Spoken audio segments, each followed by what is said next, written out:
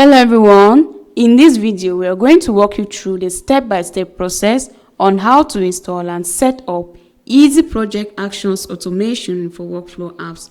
Once you're in your account, head over to App Marketplace, click on it, search for your app and click on it. It will bring you to this interface. You're going to click on install. Here, click on allow and install.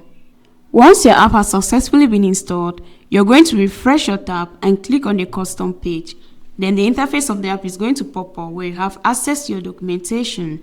Under the tutorials, you're going to have access to the SmartQ video that's going to serve as a guideline on how to get the necessary credentials to set up the app. We equally have the setup that shows the status of the app. Here we notice that our app haven't yet been connected. But no worries, we're going to walk you through on how to connect and set up the app. First thing, you're going to head over to your account online. Once you're here, click on the menu icon, scroll down and click on JIT integration. Click on settings and we're going to copy your URL link into your web browser. So you're going to copy and shorten it just after .com. Open a new tab and paste.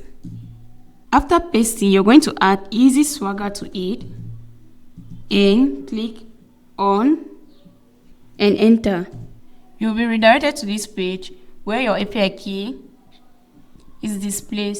So you're going to click on show, click on the OK button and copy your API key. You're going to head over back to your account, click on start setup, paste your API key, go back to your account online and access your host on the web browser. Copy, head over back to your account and paste.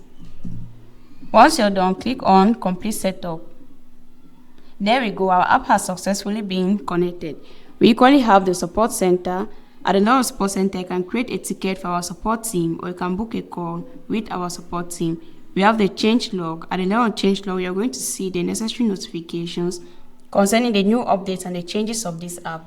In order for you to receive these notifications, you're going to toggle on the notification button. Right. And that's it. I hope this tutorial helped you get everything set up. If you need any help, our support team is here for you 24/7. Thanks for watching. Don't forget to subscribe to our channel.